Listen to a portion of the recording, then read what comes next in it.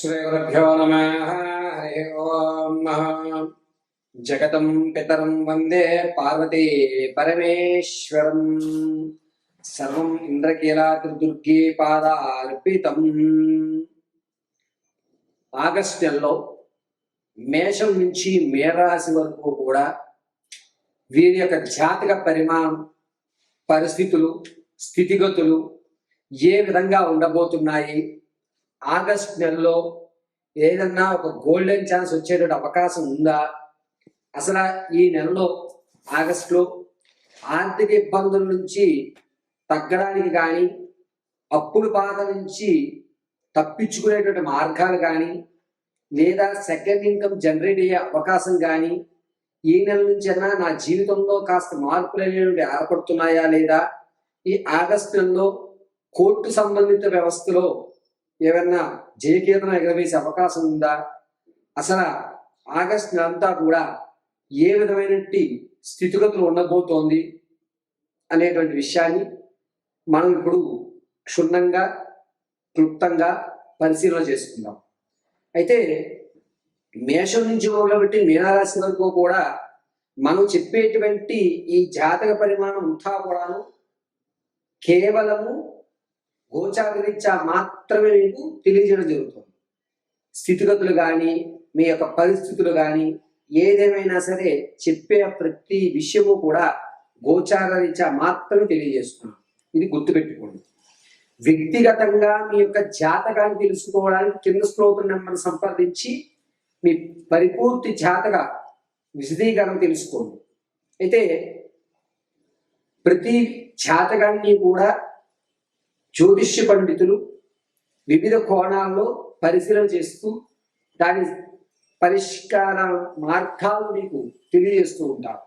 అదేవిధంగా మేము కూడా మీ జాతక పరిశీలన సిస్టమ్ ఉపయోగించకుండా కేవలము చేతిరాతతో మాత్రమే మీ జాతక పరిశీలన అనేటువంటిది క్షుణ్ణంగా పరిశీలన చేసి చెప్పడం జరుగుతుంది.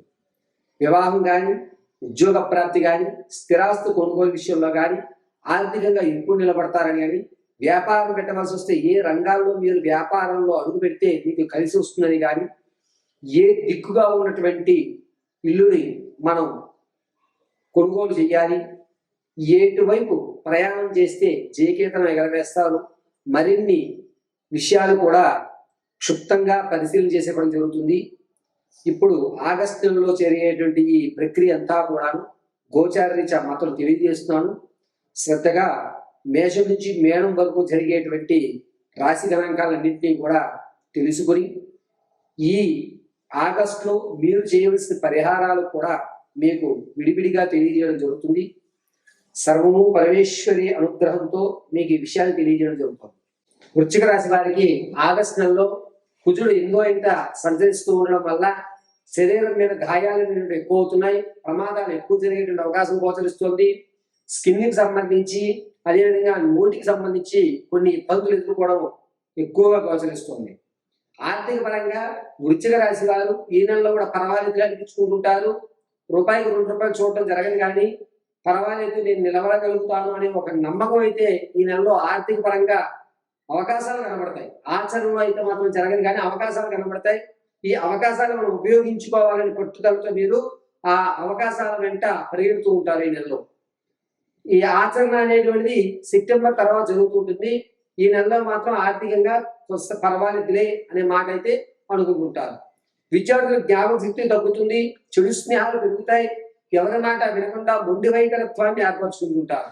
రాజకీయ నాయకుల విషయానికి వస్తే కనుక పూర్వం మీరు చేపట్టినటువంటి పని ఏదైతే ఉందో అది మళ్ళా వెలుగులోకి రావడం, దీనివల్ల క్యాడర్ మిమ్మల్ని ఇబ్బంది పెట్టడం, మిమ్మల్ని ఆ పదవి నుంచి తొలగించడం అనేది జరుగుతుంది. కాబట్టి పూర్వం మీరు చేసిన ఏ కార్యం అయితే ఉంటుందో అది బయటకు రాకుండా చూసుకోవడం రాజకీయ నాయకులకు అత్యంత చెప్పదగ్గ సూచన. వృశ్చిక రాశిలో ఉన్నటువంటి వారు సంగీత, సాహిత్య, సినీ, కళా పరిశ్రమలో ఉన్న వారికి మాత్రం అంత యోగదాయకంగా లేదు.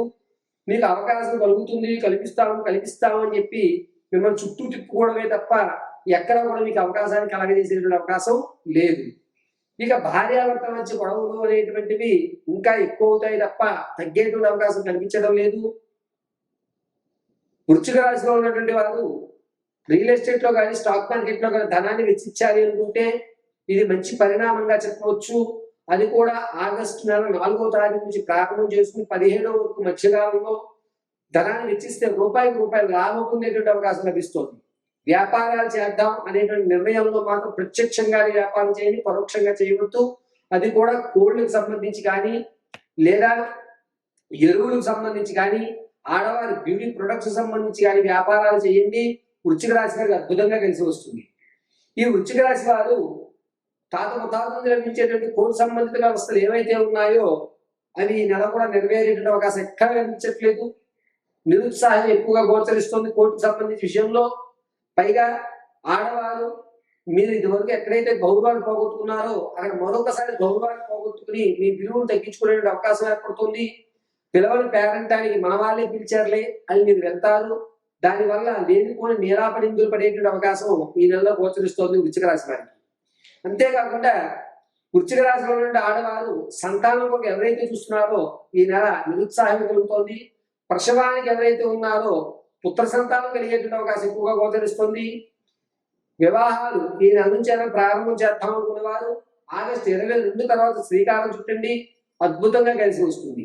అంతేకాకుండా వృశ్చిక రాశి వారు ఈ నెలంతా కూడాను ప్రయాణాల విషయంలో ఆగస్టు 13వ తారీఖు నుంచి ఆగస్టు నెల 19వ తారీఖు మధ్యకాలంలో చాలా జాగ్రత్తగా ఉండాలి. ప్రమాదాలు జరిగినప్పుడు చిన్న మెదడుకి సంబంధించి లేదా ఈ చెవుకి సంబంధించి కొన్ని ఇబ్బందులు కలిగేటువంటి అవకాశం ఎక్కువగా గోచరిస్తుంది. ఆరోగ్య నియమాలు పాటించుకోండి.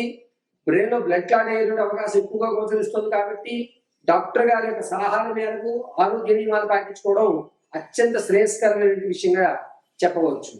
ఈ నెలలో వృశ్చిక రాశి వారు ప్రతిరోజు కూడాను ఏదైనా అమ్మవారి దేవాలయంలో ఎర్రటి పుష్పాలతో కనకదార స్తోత్రాన్ని లేదా దేవీ కర్గమాలని చదివి అమ్మవారి పాదాల మీద పుష్పాలు పెట్టడం వల్ల మీరు కలిగేటువంటి అవకాశాన్ని ఆచరణలో పెట్టేటువంటి అవకాశం ఈ 2 భాగాలు మీకు కలగజేస్తూ ఉంటాయి.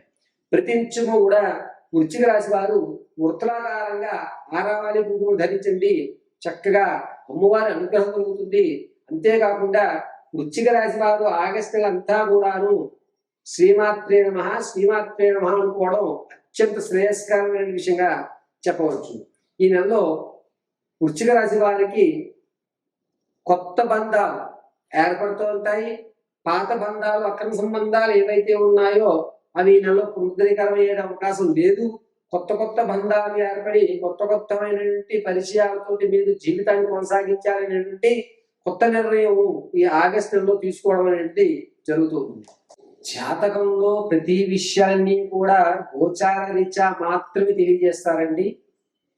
ఈ వాయిద్యంలో మేము ఎవరు చెప్పినా సరే వ్యక్తిగతమైనటువంటి జాతకాన్ని ఒక్కొక్కరు ఒక్కొక్క కోణంలో చెప్తారు. కానీ లగ్న ప్రధానంతో జాతకాన్ని చెప్పడం, గురువు గారి మీద నమ్మకంతో ఆయన చెప్పిన క్రతువులు చేయడం వల్ల మాత్రమే మనకి సత్ఫలితాలు ఇస్తాయి. మనం ఒక డాక్టర్ గారి దగ్గరికి వెళ్ళిన తర్వాత ఆయన నమ్మి ఆయన ఇచ్చిన ట్యాబ్లెట్ అందులో ఏముంది, అందులో న్యూట్రన్స్ ఏమున్నాయి, మినరల్స్ ఏమున్నాయని చెక్ చేయం. డాక్టర్ గారు ట్యాబ్లెట్ రాశారు, మెడికల్ షాప్ ఆయన ఇచ్చారు, నమ్మకంతో ఆ ట్యాబ్లెట్ మనం వేసుకున్నాం. ఇక్కడ మనం పరిశీలన చేసేది ఒకటే, డాక్టర్ గారు రాసి ఇచ్చిన మెడిసిన్ ఇచ్చారా లేదా, డోలో 650 రాస్తే డోలో 650 ఇచ్చాడా లేదా, సిఫ్లిక్స్ రాస్తే సిఫ్లిక్స్ ఇచ్చాడా అలా ఆయన ఏం రాశారు, మనం ఏం తీసుకున్నాం. ఎలాగైతే మనం నమ్మకంగా ఉంటామో మాధ్యమాల్లో చెప్పేటువంటి గురువు గారు మీకు సలహాలు, సంప్రదింపులు, పూజా విధానాలు ఇస్తే అవి అలాగే మీరు చేయగలిగితే కనుక సత్ఫలితాలు వస్తాయి. కొంతమంది ఒక్కొక్క జాతకాన్ని విధాలుగా చూడటం అనేది జరుగుతుంది. అంశచక్ర, ఆరూఢ చక్ర, నవాంశ చక్ర, దశాంశ చక్రాలుగా కొంతమంది జాతక పరిశీలన చేస్తూ ఉంటారు. అయితే అందరికీ తెలియజేసేది ఏమిటంటే సిస్టంలో కానీ ఆన్లైన్లో కానీ వచ్చేటువంటి జాతకాలు, కోణాలు అనేటువంటివి ఖచ్చితంగా జరగవు. కాబట్టి ఖచ్చితమైన ప్రాకారానికి చేతితో రాసినటువంటి జాతకాన్ని మాత్రమే పరిశీలన తీసుకోమని చెప్పదగ్గ సూచన. పూర్వం జ్యోతిష్యుల దగ్గరికి వెళ్ళినప్పుడు జాతకాన్ని రాసి ఇచ్చేవారు, ఆన్లైన్లో తీసేవారు. టెక్నాలజీ డెవలప్ అయింది కదండి అంటే కాదు. చేతి రాత అంటే అతను అభిషేకాలు చేసిన తర్వాత హస్తవాసి అంటూ ఉంటారు. అందుకనే మనం జాతకాన్ని చేతితో రాయించుకోవడమే అత్యంత శ్రేయస్కరం.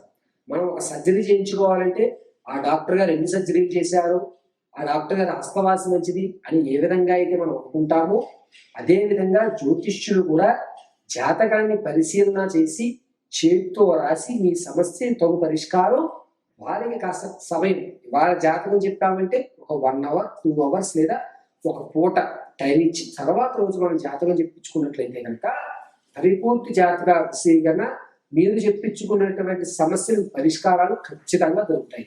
సర్వం శ్రీ పరమేశ్వరార్పితం.